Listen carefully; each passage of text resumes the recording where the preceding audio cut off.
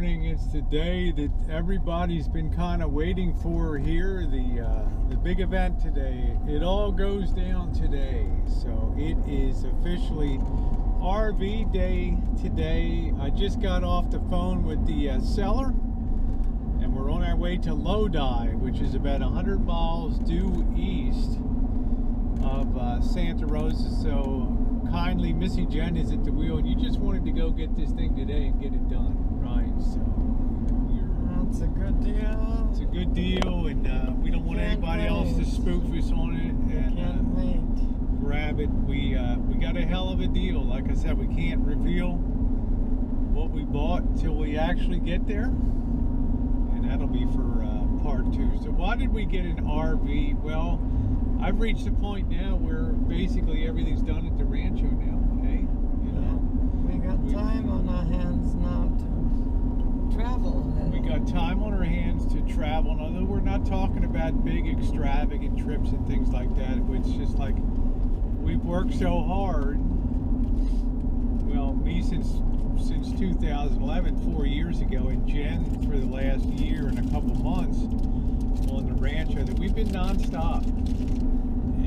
I did not want to buy a new RV just because of the cost of it, and you know, God forbid, what if it sucks, you know, and we don't really enjoy RVing, then we don't have a huge loss to take. I also wanted to buy an RV that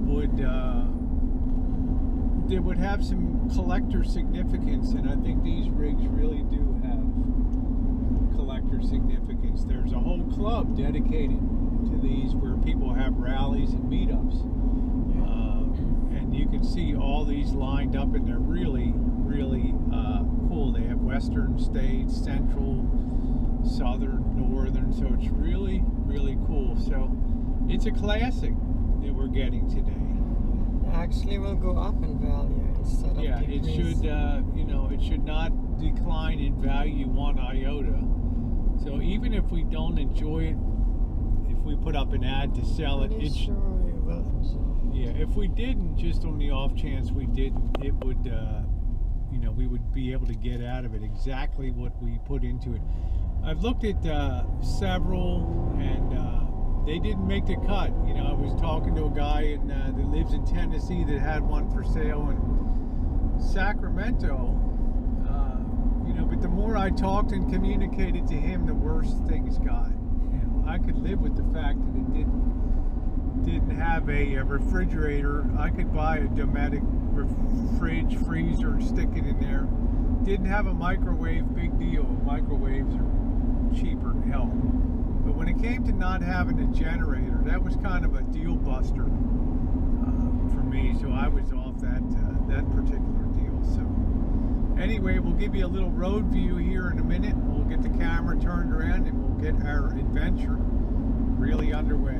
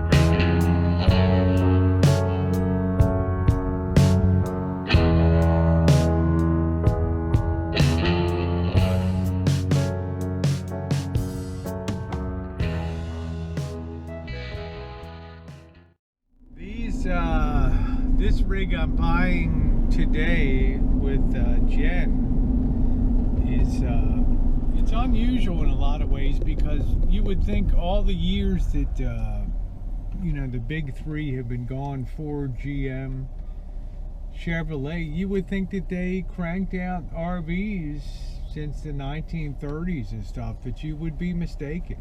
This is really the only line of RVs ever produced by one of the big three, and it was produced by General Motors.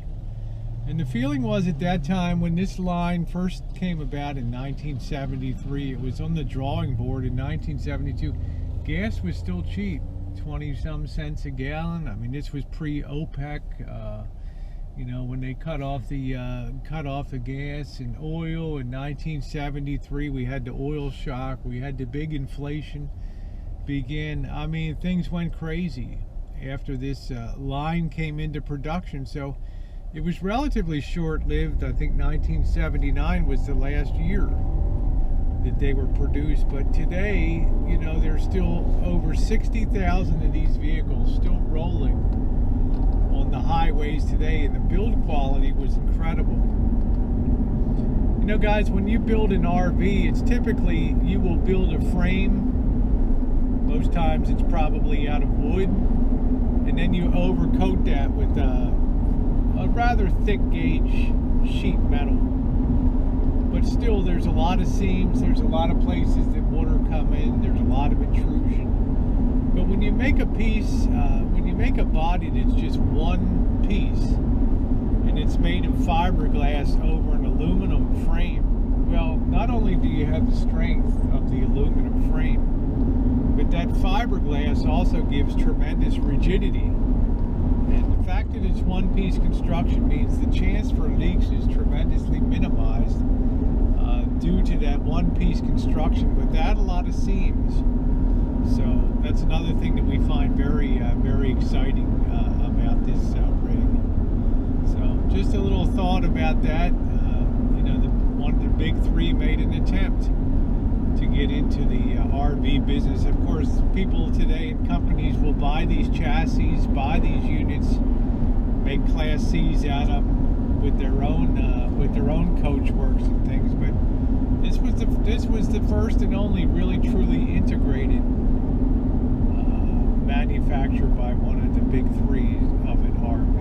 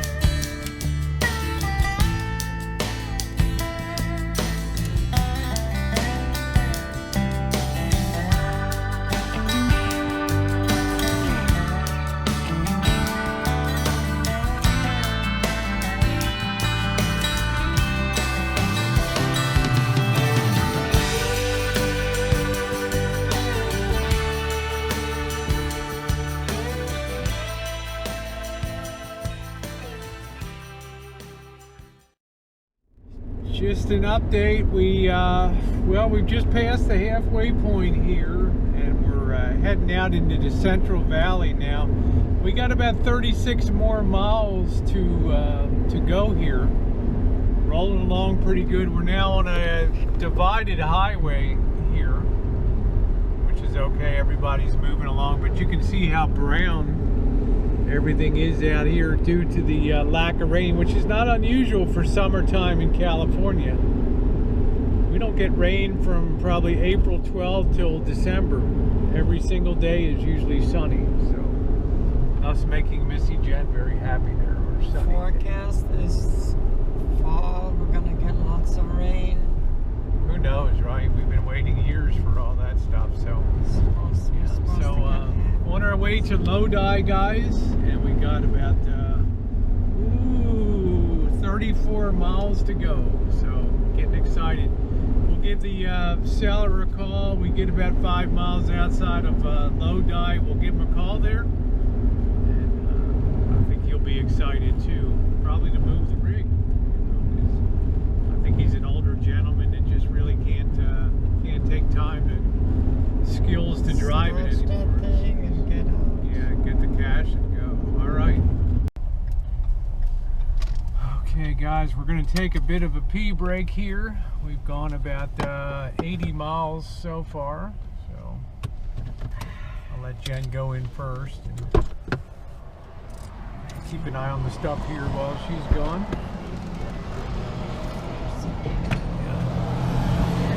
Oh, brother. Oh, yeah, look at those gas prices, guys. $3.19, huh? No treat here. We're in Rio Vista. Cute little town here. Right by the cemetery. Dumbass Arco station didn't have a pea pot. So we ended up coming down to the KFC here. Cemetery Drive toward Main Street. Yeah, this whole town is just friggin' cemeteries, I'll tell you. Literally don't have a pot to beat this guy. Yeah, we want to go down. We're going through we're gonna roll through. I'll tell you, I've never seen a town with so many dead people, you know? Jesus. Continue on Highway 12 east for 21 miles. Yeah, we got 21 miles to go, guys. We're heading through the little town of Rio Vista here. Rio Vista welcomes you. One of these places Jen and I want to come back to someday and really take our time when we get the RV, we get the rig running. Can run over here at Boondock, over this area, and do some fishing. And, this is supposed to be a big fishing center here. You see the price of gas, $3.59 at the Shell. Well, they're always expensive. Crazy. So we're going to go over top. I guess it's either the American River or the Sacramento River over here. Bring our own gas. Yeah, so we'll be this is one of these places we'll be coming down to and doing some boondocking down here. Yeah, this is the Sacramento River we're going to be rolling over now. You get a nice pretty view here. You can see it's a very wide river.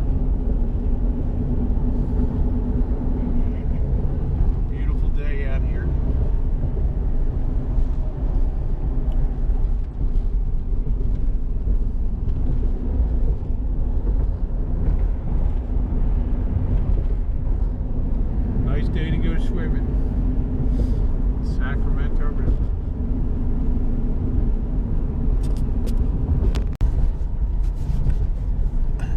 This is all the Sacramento Delta country down here. They grow a lot of rice, a lot of corn.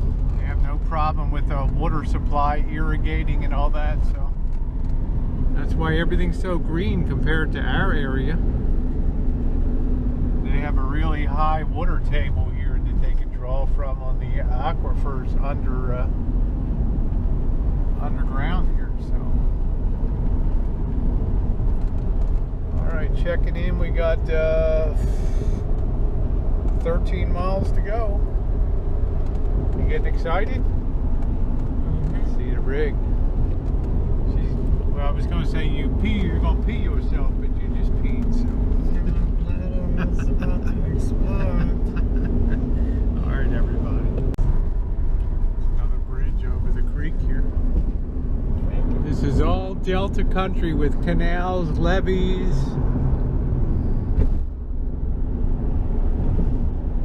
They always worry if one of these levees goes and floods the whole Sacramento plain here.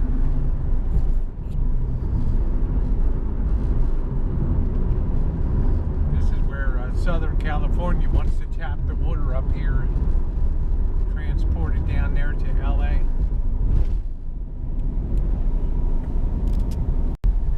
Okay guys, we have rolled into the town of Lodi here, and it's pretty cute. Yeah, so it looks like some kind of big ass factory down here or something, so you guys definitely want to stay tuned for part 2, where we have the big unveiling of what did Rosie and Jen buy. Stay tuned for part 2, everybody, of Rosie and Jen get her RV.